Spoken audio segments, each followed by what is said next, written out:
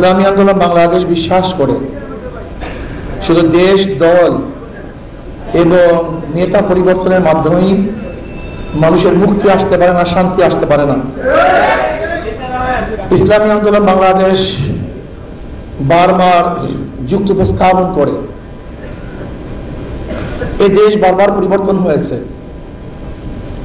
British থেকে India, India থেকে পাকিস্তান, পাকিস্তান থেকে বাংলাদেশ, ভূখণ্ড বারবার পরিবর্তন হয়েছে, কিন্তু মানুষের ভাগ্যের পরিবর্তন হয়নি। বহু দল আমরা দেখেছি, আমরা মুসলিম লীগের শাসন দেখেছি, আওয়ামী লীগের শাসন দেখেছি, আমরা বিএনপি শাসন দেখেছি, জাতীয় পার্টির শাসন দেখেছি, বহু দলের শাসন দেখেছি, মানুষের ভাগ্যের পরিবর্তন দেখিনি।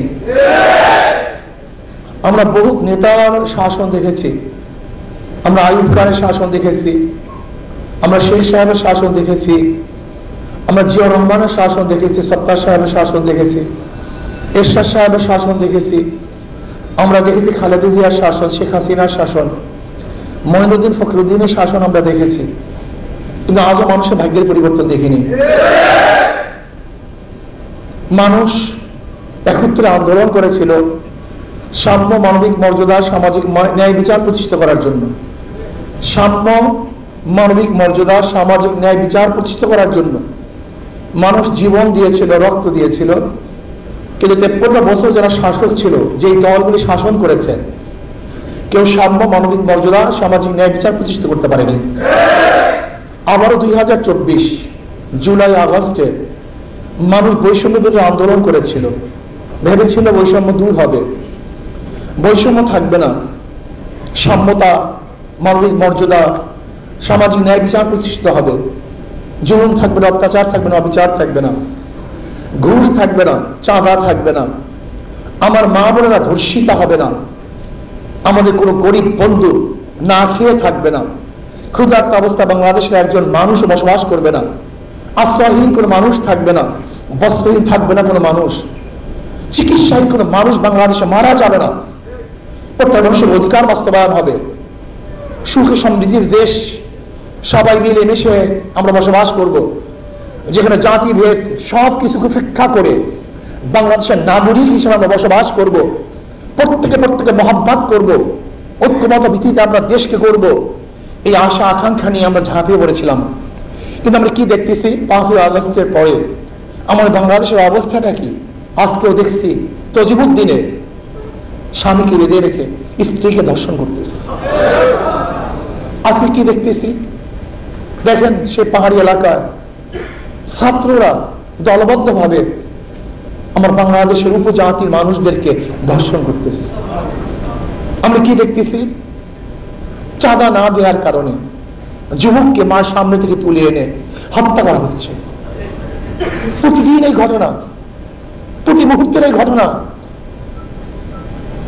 একদিকে বক্তব্য আসছে র্যাম্প ন্যাশন করবেন, সবাইকে মিলেমিশে একটা জাতি উপহার দেবেন, অথচ দেখা যায় বৃহত্তম দলগুলি কাউকে সহ্যই করতে পারে না, কারোর রাজনীতি সহ্য করতে পারে না, কারোর আলোচনা সহ্য করতে পারে না, সত্য কথা সহ্য করতে পারে না, কাউকে মাঠে নামতে দিবে না। যদি আপনিও কাউকে মাঠে নামতে না দেন, তাহলে আওয়ামী লীগ দোষটা কি করছে? আওয়ামী লীগ একই কাজ করছে, কাউকে মাঠে নামতে দেয়নি। আপনি আজকে সবাইকে মিথ্যা মামলা দিবেন, তা আওয়ামী লীগ কাজটা করছে কি? সে তো মিথ্যা মামলা দিয়েছে। আজকে যদি আপনি কণ্ঠনালীকে রুদ্ধ করতে চান, চেপে ধরতে চান, তা আওয়ামী লীগ কি কাজ করে? একই কাজ করছে। আজকে আপনি যদি চাঁদাবাজি করতে চান, আওয়ামী লীগ কি করছে? চাঁদাবাজি করছে। তা আপনার মধ্যে তাদের মধ্যে পার্থক্যটা কি? একদিকে বলবেন গণতন্ত্র প্রতিষ্ঠিত করব, সবার অধিকার বাস্তবায়ন করব, বহু দলীয় গণতন্ত্র প্রচারণ করব, অথচ কাউকে সহ্য করতে পারবেন না। র্যাম্প ন্যাশন আপনি কায়েম করবেন, রং ধনুর জাতি, যে বিভিন্ন রং একই সাথে রং ধনু হয়। র্যাম্প ন্যাশন তো এইটাই, যে দক্ষিণ আফ্রিকা হয়েছিল।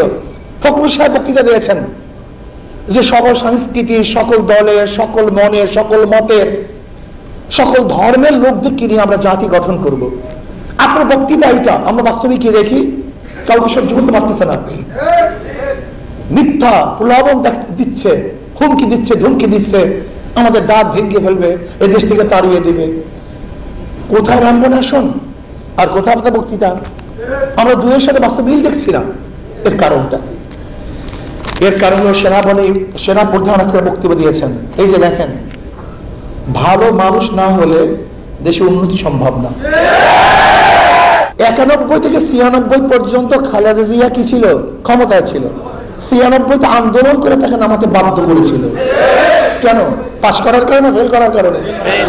আপনি কি জানেন 1996 সনে ঠিক শেখ হাসিনার কায়দায় একটা নির্বাচন হয়েছিল 15 ফেব্রুয়ারিতে। সেই ক্ষমতার স্থায়িত্ব ছিল মাত্র 16 দিন। প্রধানমন্ত্রী ছিলেন কে? খালেদা জিয়া। আপনি কি দেখেছেন সেই নির্বাচন কিভাবে হয়েছিল? আপনারা জানেন 96 সনে খালেদা জিয়া বিএনপি নেতৃত্বে একটা নির্বাচন হয়েছিল। খালেদা জিয়া ঘোষণা দিয়েছিল, কেউ যদি নির্বাচন অংশগ্রহণ না করে আমি একা নির্বাচন করব। এই প্রথম দল ব্যতীত একক নির্বাচন উপহার কে দিয়েছে? এই বিএনপি, খালেদা জিয়া।